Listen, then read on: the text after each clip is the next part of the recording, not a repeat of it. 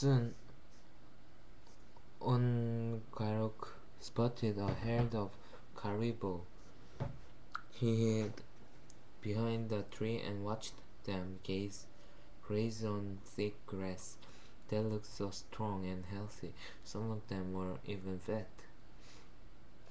With such a large herd, he assumed they must be safe from other animals. He decided he wanted to join their herd.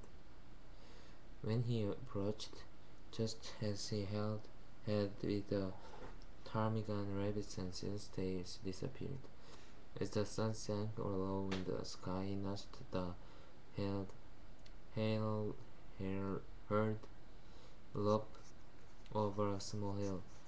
When he peered into a valley where they had disappeared, he saw many igloos and a large kazai in the middle of the village. He quickly walked down into the village and entered the kazai.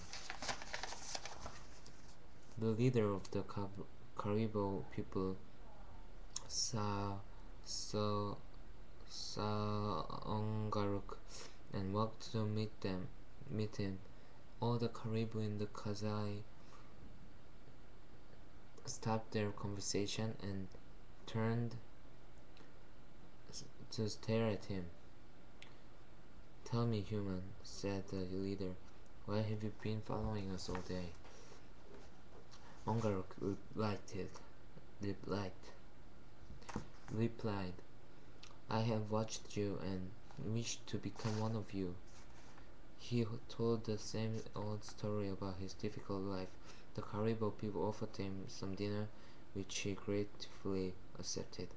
They listened to his story and his desire to learn more about life as a caribou.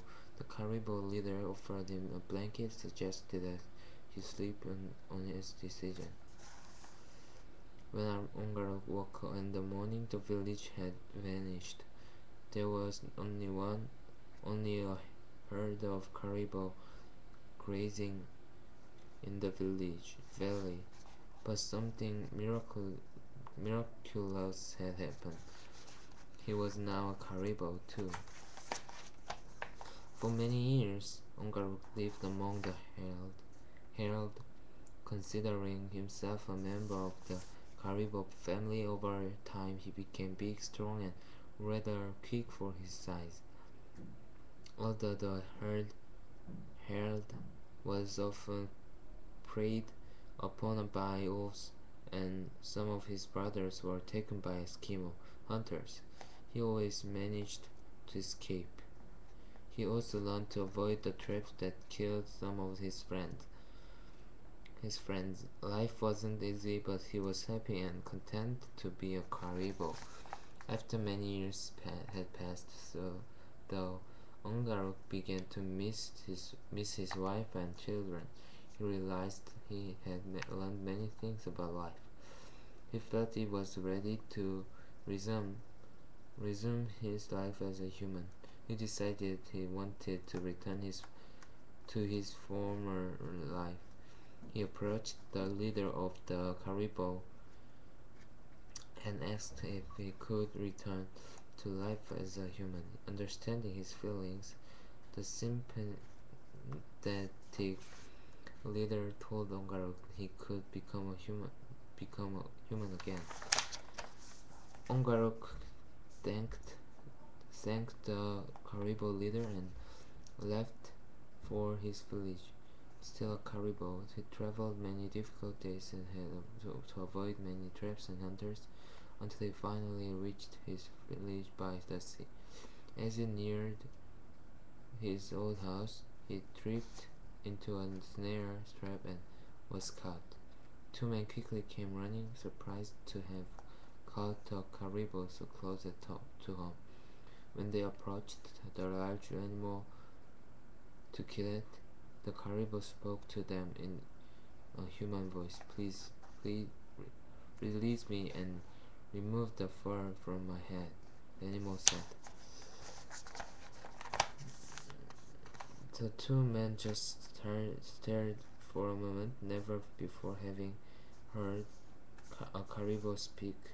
The Caribou repeated his request, and they finally agreed. The man saw that it was a man beneath the fur. The Caribou man asked them to remove the fur from the rest of his body until he was a completely human again. After they finished, the two men invited Ongarok home with them.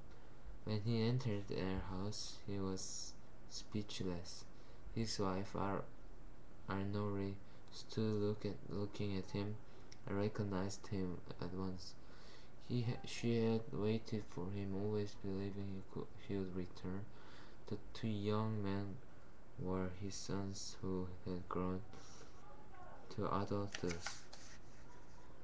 Ongarok was happy to be home, but Arnori was angry that he had left her alone all those years. He begged for forgiveness, explaining he had learned many things in his time away. When others in the village heard of Ongarok's adventure and his life as a Caribou, all the hunters came to him for advice. But he would not betray the secrets of the Caribou. The villagers believed only a great medicine man would have been given the magic to live as an animal. They offered Ongarok a position as a tribal elder. He declined their offer to be an elder, telling them he wanted to spend his remaining days with his family.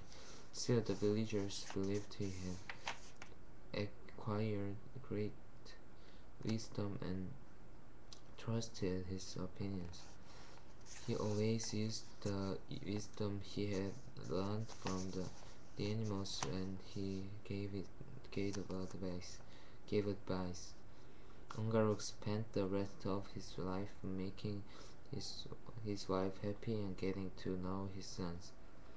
He provided meat for meals, shared the chores with Arnori, and always remembered to tell her how much he loved her. After a while, she forgave him for leaving, and they grew all together in happiness and harmony.